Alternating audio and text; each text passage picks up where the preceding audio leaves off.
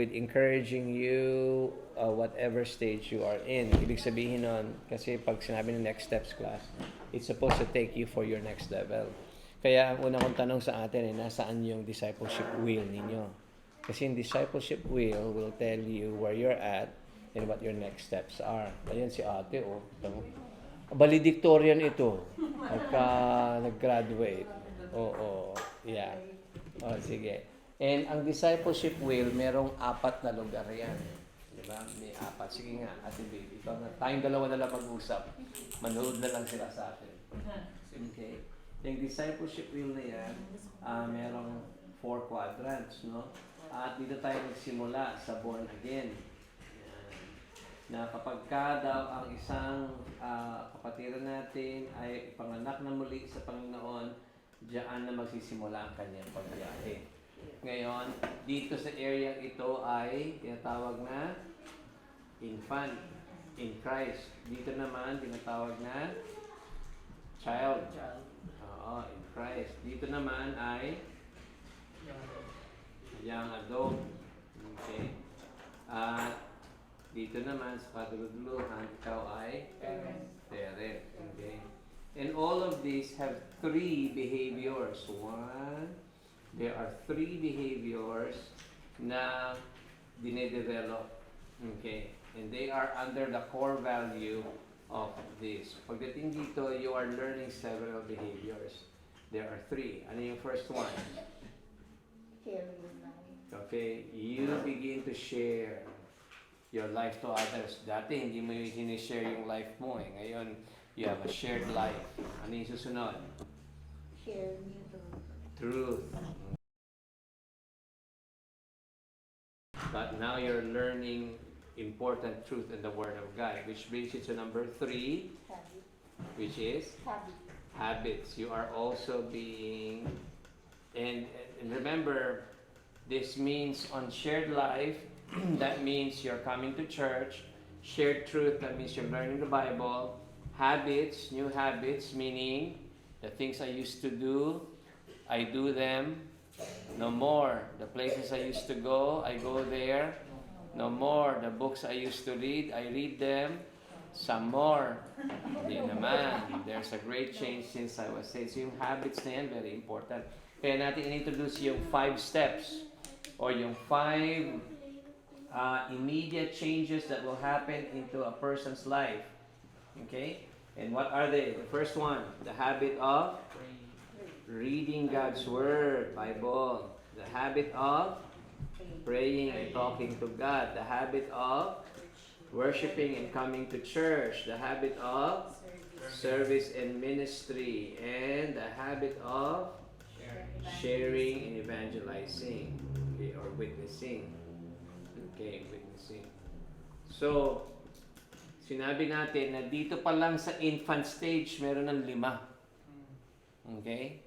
Meron ng 5. And ang basihan natin dito sa 5 ito ay, you are born again. And ang pinaka-key natin dito is memorizing verses.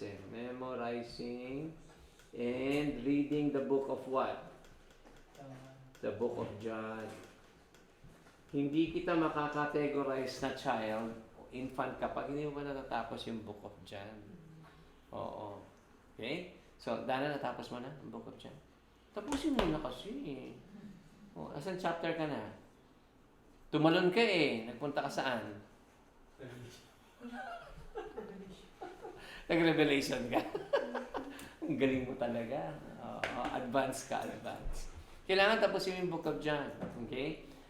So, all believers that you share the gospel to, kailangan ganun. Kaya, ate, kailangan tapusin natin yung book of John. Natapos mo na ba? Hindi pa. So, Pastor, paano ko gagawin yan? Simple lang yan. Bubuksan mo lang John. Saan John? John. John, sa book of John. Okay? So, kaya yung habit na ituturo ko sa iyo, kailangan you have to share. You have to share the habit. So, saan yun? So, yung book of John, pagka babasahin na natin, yung chapter 1, pagka nabasa mo na, ayun pala, nabasa mo na yung chapter 3. Pero pag nabasa mo na yung chapter 1, suggestion ko sa iyo, lagyan mo ng check. Chapter 2. Chapter 3, lagyan mo ng check. Chapter 4. Pag nabasa mo na. Ngayon, ang kagandahan nito is ang chapter 1 mo, merong title. Oo, kung tinabi niya, sino daw si Jesus sa chapter 1. Kaya pag binasa mo, malaman mo. Pero pagdating dito, ano na yan, story na. Okay, the emphasizes sa beauty. Good, which is good. Kita mo, ang ganda ng paggawa ni ate. O, meron siya mga date. O, nung dinate niya si ano, nandiyan, mga date ng pagbasa niya and then put check. Malapit na, tatapos na, nasa 28, 29, 30. Olo, Dana, inunahan ka na ni nanay. O, talaga. Very good. And then, we say we memorize verses. So, ate, na-memorize mo na ba yung day 1 and day 2? Meron tayong verses na i-memorize sa likod. Andito po. Oh, ayan na. Okay, good. Sige, bigyan mo ako ng isang verse. Sample. Psalm 119. Psalm 119. How can a young man first the path of purity, but according to the word of God, I have hidden your word in my heart that you cannot that I have not That I may not sin against against God. Yeah, very good. Psalm 119, 9 and 11. Good. So when you start to memorize, you memorize it with the text and then the verse and then the text at the end. And that is unit number 3. Unit number 2. Number 2, Psalm 119 verse 9 and 11. Good. Oh, Dana, anong memory verse mo sa next steps class natin? Kasi pupunta tayo kay JD. JD, anong memory verse mo? Balikan niyo rin po ako. Babalikan ka namin. Sige, si Jervy na lang. Si Jervy, di natin ano yan. To be ano po? Determined. To be determined, TBD. Sige na lang, si Abby na lang. Makinig kayo kay Abby. Anong tanong mo, sir? Mamili ka ng isang memory verse na i-mention mo sa amin. Abby ni Paige. Basahin mo. Sige. Anong verse ang sa'yo? Maraming familiar verse dyan. Na-memorize yan. John 3:16, yung una. Oo, wala na yun. Exempted na yun. Sige na, JD, ikaw na. Okay, Acts chapter 1. Verse 8. Good. Wait lang kasi. Sige. Okay. You will receive power When? when the Holy Spirit comes on you. And you will be my witnesses in all Judea and Samaria and to the ends of the world. Nice. Yeah. To the ends of Samaria and to the ends of the world. Good job.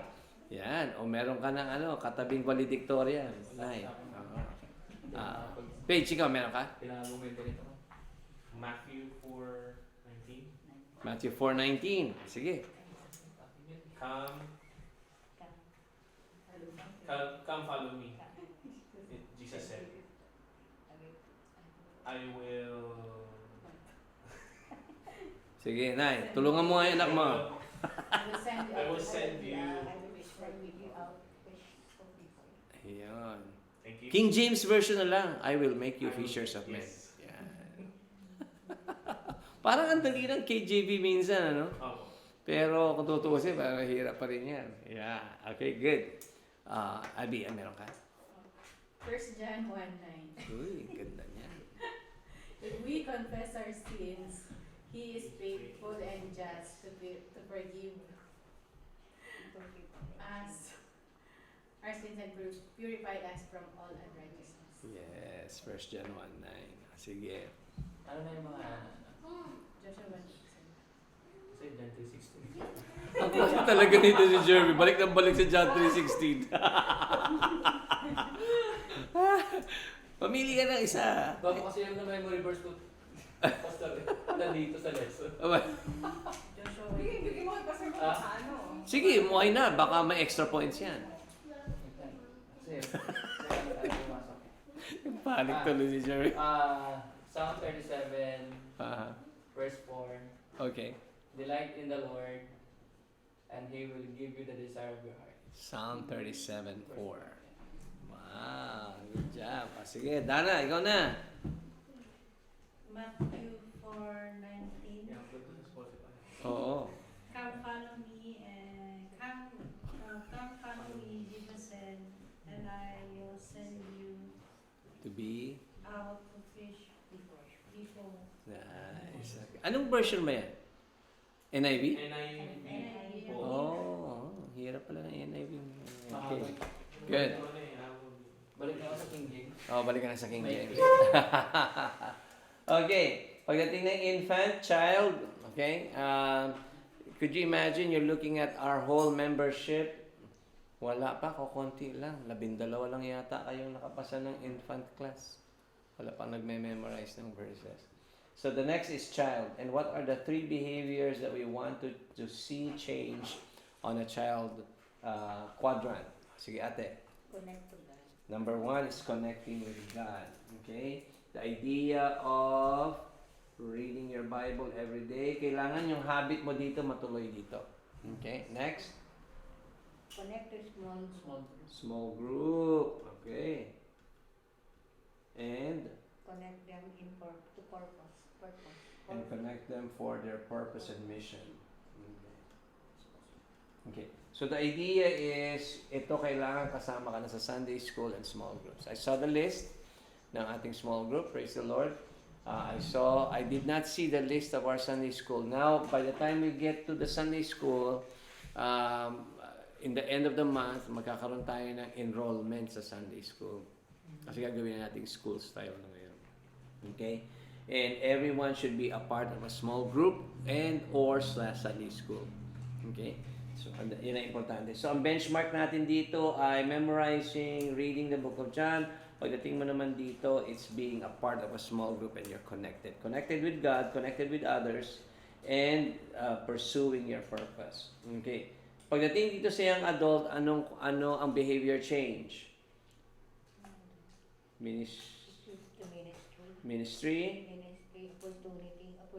opportunity, and release to do ministry. and to do ministry. So ito naman service. Dito is change behavior learning, basic. Okay? Dito being a part of a small group. Dito serving others. Serving. Pagdating dito, ano na?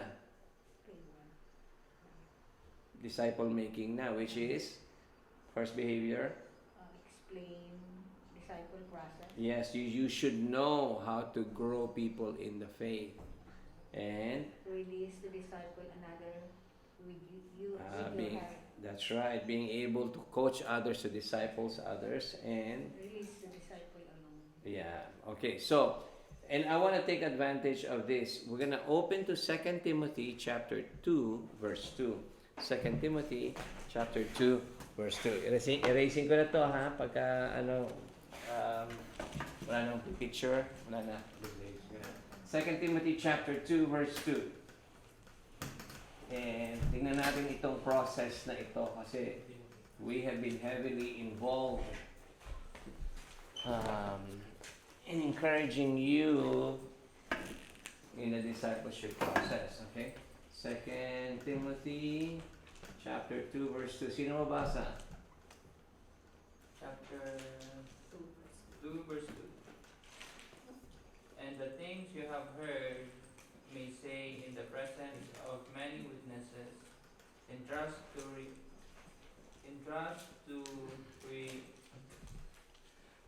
reliable people who will also be qualified to teach others. And trust or commit.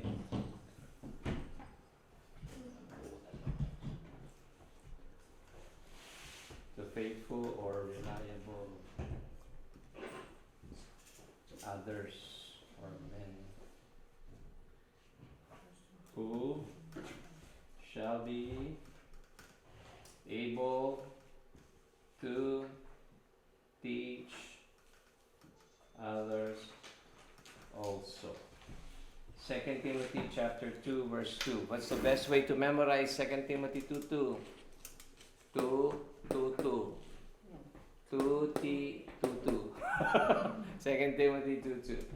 Alright, let's examine. This is called exegesis. So every time you're studying the Bible, You look at the scripture, you look at the chunk of the scripture, you read it over and over. When you're teaching Sunday school, when you're making disciples, when you're leading small groups, you should be reading the Bible over and over. Not your lesson, but your Bible first. So if you're teaching on Sunday, or you're teaching on Wednesday, or you're teaching on Saturday, the first day of the week of your teaching, you read the Bible over and over. So for example, Sunday school, Ezra chapter chapter 6 and 7 or something like that. So what do? You set your phone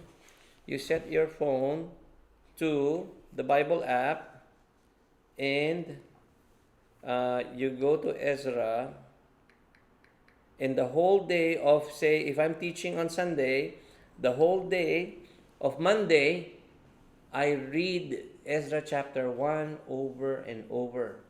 Hey, Pastor, I'm driving. O, di just press play. And The then, book of Ezra. Ezra, chapter 1. In paulit-ulit. the first year of So, Cyrus, tapos king sa of ending, Persia, balik ka uli sa umpisa, until you are able to internalize the Word of God. Monday yan, Monday. It's only the Bible. You don't look at your Sunday school material. You don't look at the pastor's sermon notes for your small group. Bible text lang. If it's 1 Corinthians 1, you just read. Pagdating mo ng Monday, Tuesday, you've already read the scripture at least 3 or 4 times. And my suggestion to you is read it as many as you could. Why? Because you're trying to get yourself familiar with the tone of the scripture. The one that's writing, it feels like he's just there beside you. Number 2, you're looking for some structure or outline. So you're outlining. And every time you see a sermon notes that I do, every time you see a Sunday school, there's always 2 points, 3 points, 4 points, 5 points. Yeah. So those points, point 1, letter A, point 2, and then A, B, and C. Those points come because you read, and it helps you defragment or himay-himayin, English. Dissect, yeah. It helps you dissect and break apart everything. Because during your teaching time in Sunday school, you take the product, you open it up, and then you tell every one of your students, this is the lesson. Most Sunday school teaching are just like this. This is the lesson. I'll teach it to you. May cover, may ganito. Pag binuksan mo, sarap ng pagkain. Now let's close in prayer. That's what you do in your Sunday school if you're just driven with your curriculum. I don't want you to do that. I want you on Monday and Tuesday, open it up. And then you eat. Ganitong gagawin ko. Pag Tuesday, Wednesday, you're gonna get your notes. With your, pahiram mo na yung Sunday school lesson. With your Sunday school lesson, you're going to read your Sunday school lesson, and you're going to internalize your Sunday school lesson. You're going to internalize the Sunday school lesson. And then you're gonna write your notes. Okay? With the idea that everything it says will filter through you. Because remember, you're not teaching your students what others have to teach them. You're teaching your students of what you have to teach them. Hindi naman ka nag-invite ng teacher sa iba, galing Lifeway eh. Ito ang ating teacher for today. Hindi naman nila kilala yung estudyante mo eh. But you are the teacher, so you have to process everything to you first. And the way you understand the lesson is the way you're going to teach it to them.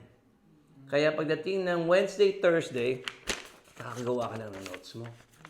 Yan. At pag nakagawa ka ng Wednesday, Thursday, alam mo na kung ano ang ituturo mo. Eh, hindi ba exciting pag alam mo na yung ituturo mo? Yeah. Kaya ano gagawin mo pagdating ng Thursday, Friday? Kasi sa Sunday magtuturo ka. Pipick upin mo ngayon yung telepono mo at sasabihin mo sa mga estudyante mo, ay, huwag kayong mawawala sa Sunday. Kasi may hinanda ako. Bubuksan ko. At pagka nabuksan, titikman natin. May enjoy ba nila pag wala sila? Hindi. Kailangan nandun sila. Kaya Thursday, nagtatawag tayo. Do not expect your students to come if you don't contact them. That's why it's called Sunday school. It's a school with enrollment. That's why it's called a small group with a leader. The leader always leads, and discipleship is always difficult and hard. Right?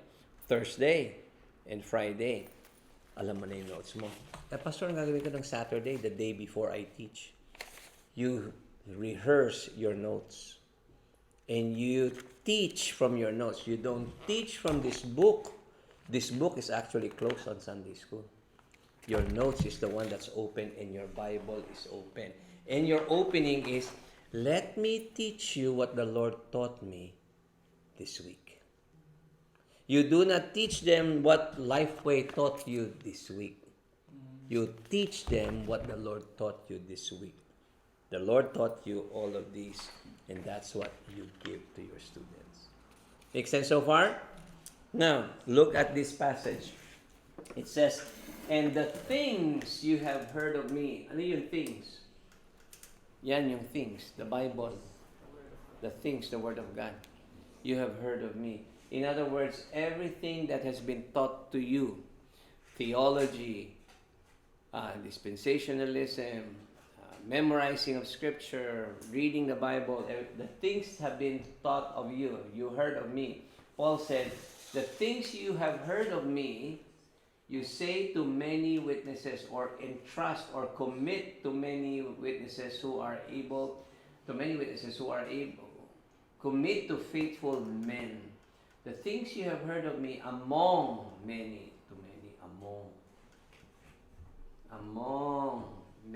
witnesses, entrust or commit to faithful men. Who, itong mga faithful men na to, who also will be able to teach others also. So, the things you, who is the you? You. Sino si you? I. Si Timothy. Bakit? Sino ba ang sino kumakausap kay Timothy? Si me. Sino si me? God. Si Paul. Si Paul. Kasi si Paul ang sumulat nito. So, Paul to Timothy. Timothy, the things you have heard of me, sabi ni Paul. You, by the way, what I taught you is public among many witnesses. Hindi naman private yan. Among many witnesses. You commit it to others. So, Paul to Timothy will commit it to faithful and reliable men. That's 3. And then, the first one, the second one, the third one, and these people are to teach it to others also. Number 4. How many generations? 1, 2, 3, 4. Every Christian, from their infant to child to young adult to parent, must produce 4 generations of spiritual fruit. One person will share it to 1, second generation, third generation, right? 1, 2, 3, 4.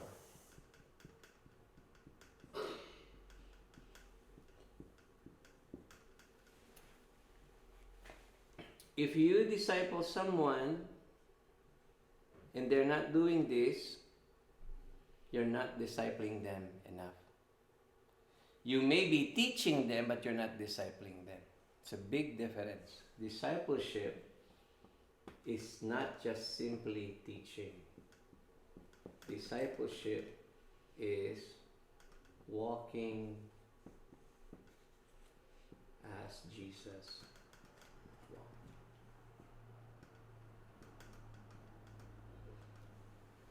Discipleship is not, everybody stay in 1 hour, I'll teach you everything. Okay, done. Goodbye. See you next week again. That's not discipleship. That's called teaching. So, the things you have heard of me, so the first thing you're going to do is you have to hear. What's discipleship? It's all about hearing, studying the Word of God. It's about receiving. The things you have heard of me, what are you going to do? Entrust, commit. My next step is to commit to them, to give to them, to offer to them, to entrust to them. All right? Who shall be able to what? Teach others. Commit, and teach others. So, the 3 steps or the 3 major steps in discipleship is I hear it first, I give it to them, and then I break it apart for them. Okay? So if I'm teaching Sunday school, I give it to them. Sunday na, I give it to them. And how are you going to teach it? You just don't teach it and say, I have a lesson for you today. It's a nice box, and inside there's a lot of goodies. I'll open it to you. Lot of goodies. Okay, I'm gonna close it now. Let's close in prayer. What did you just do? You just presented it to them, but they never get to taste it. Because you committed it to them, you taught it to them, and you broke it apart, but they never get to apply. So what do? You open it, and then you share it. Okay, kumana kayo. Yun ang Sunday school lesson. Tikman mo ngayon. Okay? Tikman mo. Kasi hindi Sunday school lesson yan kung hindi nila matitikman yung lesson mo. Masarap pa naman yan. Oo. Okay. Does this make sense? How do you teach? How do you disciple? You first learn on yourself. Then you commit and give. You commit and give. And you teach. You break it apart. And once you break it apart, you say, now it's time for you to apply. Kaya ang discipleship is not just simply done in a classroom setting. Okay? We're not just here on Friday nights and then it's done. No. It's something that I have to walk with you and share with you and discover with you. Does this make sense so far? Okay? So, absorb muna natin. Why are some people not growing in the Lord?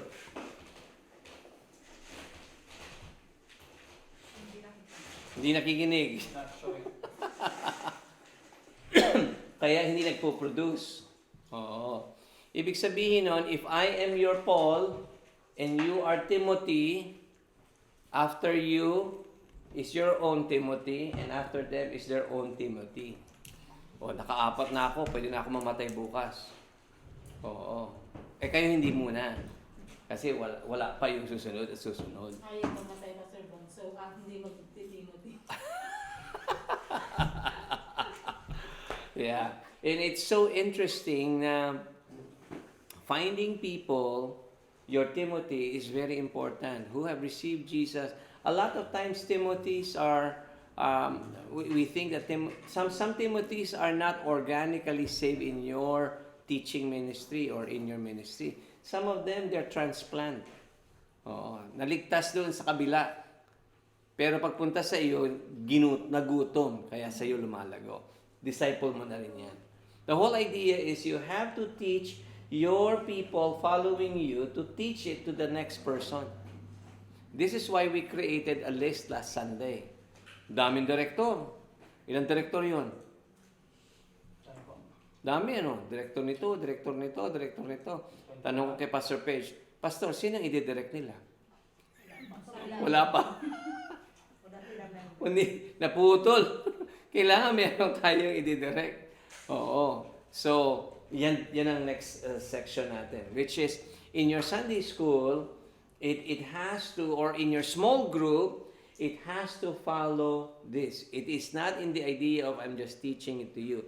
That's why your language kind of changed. You just don't say, here's a lesson for you. But rather you will say, here's a lesson for you that can help you teach others. Okay? Because it doesn't stop on you. It continues on to others. What are other reasons why people are not growing in the faith?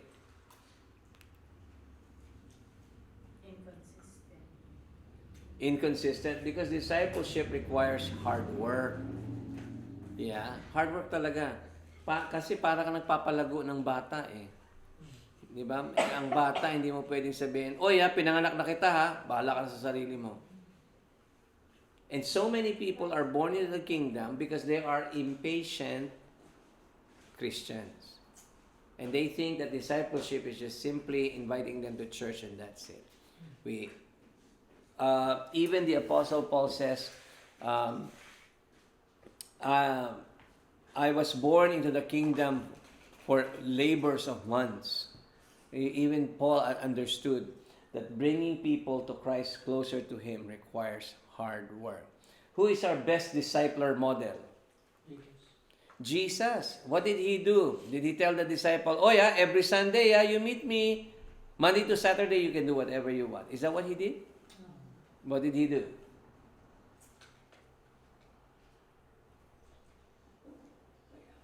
Ay, anong ginawa niya? Anong ginawa ni Jesus? Paano niya pinalago yung kanyang 12 apostol? Once a week? Once a month?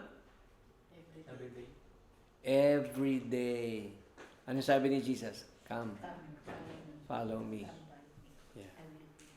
Let go of everything. Come follow me. Discipleship is a hard work. Kaya yung quadrant na tinitignan natin, where you're at is if once you're done with the infant, it's time to go to the child level. It's time to develop new habits. And the habit of discipleship making is a very important. All of you actually are already in this stage. Medyo ina-accelerate na natin. Nasa quadrant 3, quadrant 4 na kayo. Okay? But remember, your quadrant 4 continues on because you continue to disciple others. Quadrant 4 means, I know the path of discipleship. I know how to disciple other people. So, what are you going to, if you're going to grow people according to our quadrants, where do you start?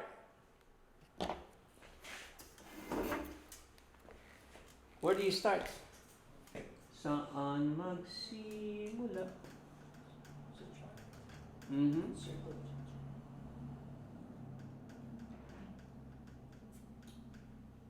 Born again. Discipleship starts when people are spiritually dead and you share the gospel to them and they acknowledge Christ as Lord and Savior. Where does your discipleship start? It starts with sharing the gospel. This coming Sunday, we'll talk about more about the power of God and the salvation, the gospel. Okay. The idea is discipleship starts with sharing Jesus. And you've got to know how to share Jesus to others. Ano ang gospel presentation natin? Nalala niyo ba yung gospel presentation natin? The two hearts. Saan nagsimula? Alright. Bible verse. Romans. 6.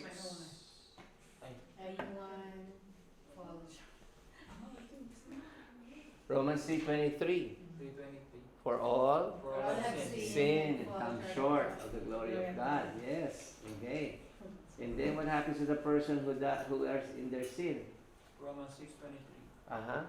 What does it say? For the wages of sin is death. Yeah, because they will go sa Romans 6:23, and when they end up in the place called hell, what is in hell? Worms that don't die and a fire that don't quench. Mark 9, verse 9, chapter 9, verse 48. 47 and 48. Yes, Mark 9, 47 and 48. Uber pa mo. Okay. Kalahati pa lang ng gospel. Bad news pa lang yan. Hindi pa good news yan. Ang susunod.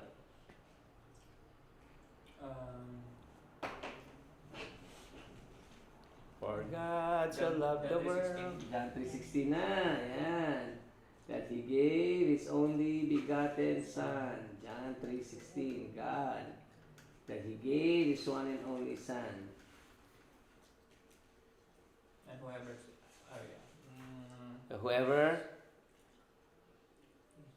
Whoever believes in Him. Alright, so number 1, you gotta believe. Okay, that's John 3:16. Number 2, you have to accept. receive. Bible verse, Abby. John 1:12. But as many as receive Him, to them He gave them the right to become children of God. You have to believe, receive, and repent. Acts 3:19. Yeah? Yeah. Acts 3:19. Repent of your sins for the forgiveness of your sins. Repent. You have to repent. And when a person receives Christ, what will happen? Who comes into their hearts? Jesus comes into their heart. Okay? And when the person dies, where will he go? To heaven. What verses? John 14, 1, 2, 3. Alright? In my Father's house are many mansions. If it were not so, I would have told you, I go to prepare a place for you. So far, so good? O, di may gospel presentation ka na. Yan ang simula. The discipleship process begins in the gospel. Every teacher and every small group leader must know how to share the gospel. Okay? So, yung mga magli-lead ng mga small group, wala kayo, lead kayo ng lead ng small group, tapos namatay yung attender mo, hindi pala Kristiyano. Di ba, naka-small group naman kami. Nasa impyerno naman. Oo. Kaya kailangan, importante yung level 1 na yan. Okay? Yung call of the Lord unto salvation. Remember, there are 3 calls. First call, long distance. Second call, what's the first call? The call to salvation. Next call to sanctification. Call 3, the call to glorification. Ano ang call to salvation? To be saved. Ano ang call to sanctification? To live a holy life. Ano ang call to glorification? To be prepared to meet with the Lord. That could either be your death or your rapture. If you get raptured. Okay? So, the gospel is always the beginning point of the journey of a person. Kaya, pagka may tumatanggap, excited tayo. Diba, John chapter 3, unless a man be born again. Yeah. Kaya pag kami pinanganak na muli, anong ginagawa mo pag may nanganak? Dinadalaw. Nagpapaalam na si Abby sa inyo. Nagpapaalam pala. Dalawin niyo ako. Ano pa? Right? You have all of these statistics. Kung kailan lumabas, anong minuto, anong segundo, kung gaano kabigat. Yeah. Kaya yung mga petsang yan, tinitignan natin yan because that's the beginning of journey. But you see, when they began that journey, you have to commit to them, teach to them until they apply. Gaano katagal yan? Matagal. That's why we say you have to enroll within at least 3 to 5 years in your Sunday school or in your small group. Why? Because within 3 to 5 years, you get to study the Bible from cover to cover. Kaya nga starting next curriculum, we will change our curriculum to exegetical everyday, anong topic na? Everyday Bible lesson. Everyday Bible lesson. Exegetical. It's exegetical pa rin naman tayo, pero we're following a narrative timeline. Ito si Tina, ihahanda niya ang kanyang Explore the Bible, ETB. Explore the Bible. Pakita sa lahat. Yan. Which is exegesis in nature kasi you'll be looking at Because you study it also, not just listen. Oo. Yung study Bible ng church natin, it's like 2 pages, just taking notes. You don't, ito, you study what is that lesson. Mm-mm. So that at least when he's teaching, you're like interacting and so yeah. Yes. Study. And that takes a long journey. Pero saan nagsimula? Sa pagiging born again. Turo ka nga ng turo, hindi naman born again. Kaya yun ang goal. At pag na-born again, anong gagawin mo? You will celebrate them. Yeah. O sample, Tina, pakita ng Bible mo. I-celebrate natin. Come here. Put your Bible here in front. Kasi sa Bible ni Tina ay mayroong mga kayamanan. Yeah, yan. Nawala. Okay. Oh, naku, sana naman wag mawala. Pakita mo na lang sa kanila kasi nakita ko na Yeah. Ito ay listahan ng mga pinanganak, mga tumanggap kay Kristo. Yeah. Sample ka ng mga pangalan dyan. Anong petsa? Jaden and Javed. Uy, talaga naman. Kasama sa listahan. And Caleb. Oh. Last Sunday. Pupunta ka sa taas ng listahan mo. Anong date? Taas. Hindi, yun sa page na yan. Mike Carezzi. Yeah, Mike Carezzi. Sige lang, petsa. 2020, 2021. Oh, balik ka sa isang page naman. Ito si Mhm. Liam. Si Liam. So, between 2021 to 2024, may listahan siya ng mga tumanggap sa Panginoon. Balik ka naman sa the page before. Wait. The same Bible. Pakita mo yung the page. Yan. Pakita mo kay Jervy and Abby. Anong petsa yan? 2014. 2014. Wow. Okay. Kasi Oo. wala na kasi. Hayaan mo na. Basta tumanggap sa Panginoon. Pero sana lumalago. Jeffrey. Si Jeff. Sino ba yung Jeffrey na yan? Itong tumanggapan. Oo. Jay and Joanne, yes. Jay and Joanne. Anong year? 2017. 2017. Wow. Praise the Si Lord. Jeffrey. Mhm. 2020. Go to Totoma. Si Edito. Si Edito rin. Sometimes you don't know. Kasi Oo. At least ito, sa atin lang, you have a human record, you have an understanding. Kasi, because you are serious about disciple making. Okay? And as you continue to do that, you will never know. In fact, But you know what? When he actually remembered when he received He remembered when he Christ. received And when I checked, totoo na yung date. yeah. Yeah, so... And the important thing now is to disciple them now. Yeah. Kaya si Liam, sino ang teacher ni Liam sa Sunday school? Hindi sa children's church yun. You should have gotten in Sunday school. Ay, hindi nag-atin ng Sunday school? Naku, hindi siya pupunta ng langit. Hindi, joke lang. Okay. Pero yung, sino ang grades 1 to 3 Sunday school? The Sunday school, this is before church. Grades 1 to 3. Ano mo na siya? Kailangan palaguin mo na siya kasi nag-born again na siya. Ipa-discipleship will mo na siya. Liam, ito memory verse mo. Huwag mo naman damihan, pero yung pambata lang memory verse. Yeah. For them enough to go around and to understand, I need to be growing in the Lord. Yeah. Okay? Good. So, let's celebrate that, and this is what it means to disciple people. Okay? And I want to encourage you, your journey in Mililani PhilAm, especially for Nanay, talaga, you are so blessed. You come to a time when the transition is over. We are now establishing. Yeah.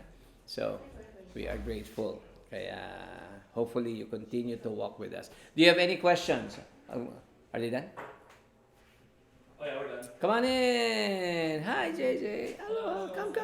Yeah, come. No, hi. There's 11 of us you have to hug. Go. Just kidding.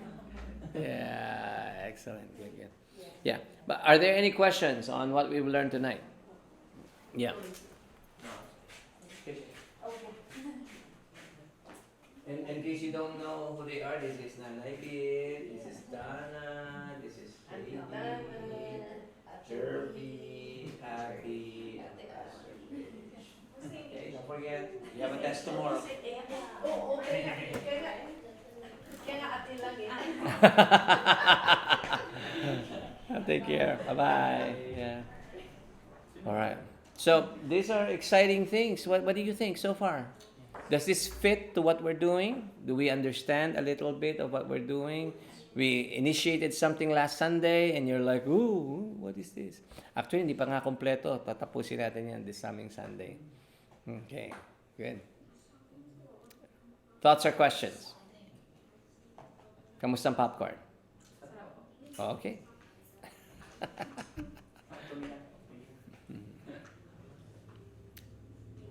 Any others? Okay na. Hala. So, this coming Sunday, Pastor Page, yung ating Spotify lesson tonight, kailangan ibigay yan sa lahat ng mga direktor. Dapat sila ang nakaupo dito ngayon kayo ang blessed ones. Okay? So, if they are under you, this is actually lesson 1 for your ministry servants. Quadrant 3, ministry, ito na kanilang introduction. Kasi they are to, remember, you're serving to disciple people. Yeah. Our worship service, our Sunday school, our small group, our fellowship groups, all of these exist so that we could develop the growth and draw them closer to Christ than ever. All right? What do you think? Papasa? Kaya na explain yung 2 Timothy 2:2? Let's memorize. Ready? 2 Timothy 2:2. And the things that you have heard of me among many witnesses, commit, entrust to faithful and reliable people who are qualified or who shall be able to teach others also. Because it's Qualified. Which is good. Yeah, I like that. Yeah, it's good. It's good. Who shall be able to teach or qualified. In other words, kailangan i-qualify ninyo yung mga tinuturuan natin para hindi habang buhay ikay nasa grades 1 to 3. Hindi ba, JD? Oo, kailangan na para ka na rin maging para kang sino yung yung babae na pag nagsalita 5,000 babae ang nakikinig. Si Joyce Meyer. Wow. Si Atomy din. 90,000 kailangan parang ganoon. Kailangan lumago yung ating giftedness. Yeah. Okay. What do you think, Dana? We're banking on you, Dana, ha? Kailangan lumago yung sharing natin, ha? Okay. All right. Good? Are you okay? Sige, mag-closing time. Prayer tayo. Prayer request na tayo. What can we pray for in regards to the lessons that we have learned?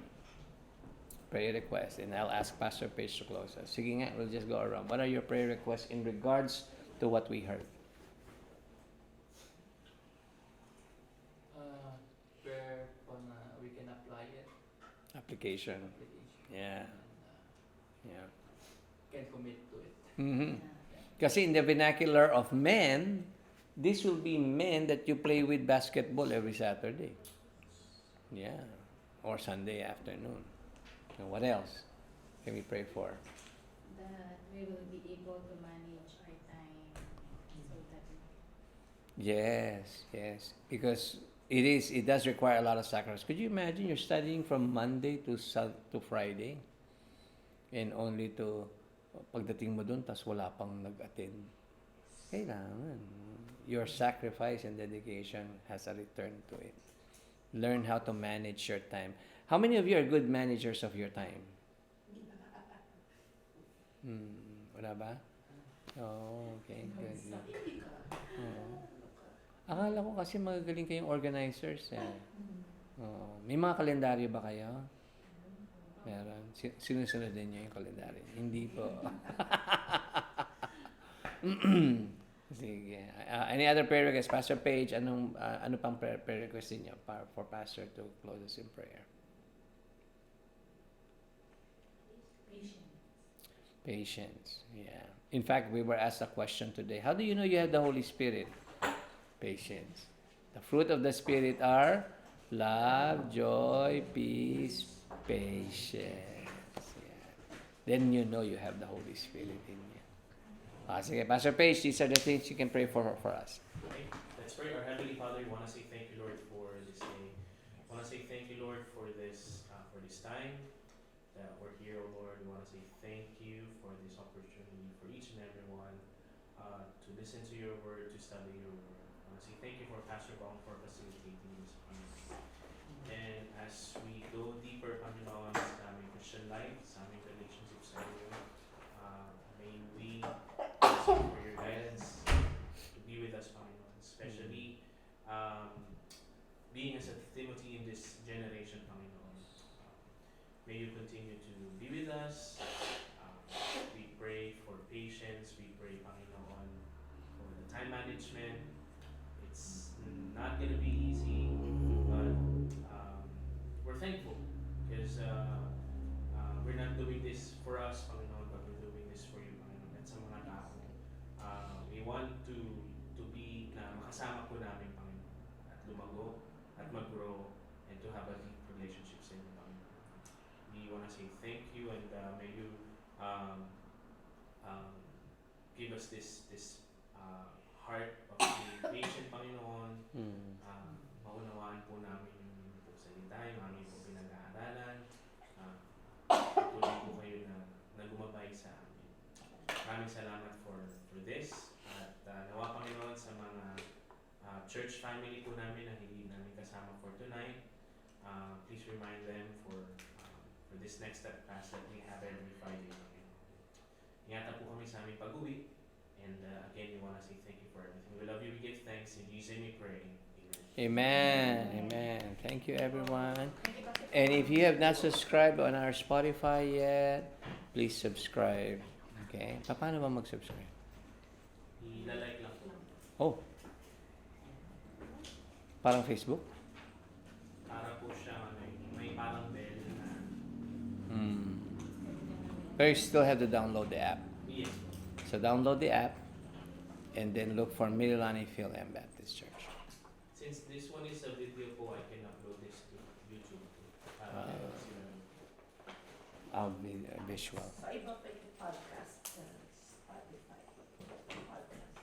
My phone has podcast. Ang app na podcast ba opens the Spotify? It might be standard. It's the same one. Oh, so she can look for Phil-M. I didn't know this. Oh, that's not It was this one. probably there already. This one, the podcast po, I think this is preloaded app ng Apple. So it's a different service. Oh. Sana naman mag-usap-usap na lang sila. Good. All right. Excellent. Oh, ate, thank you.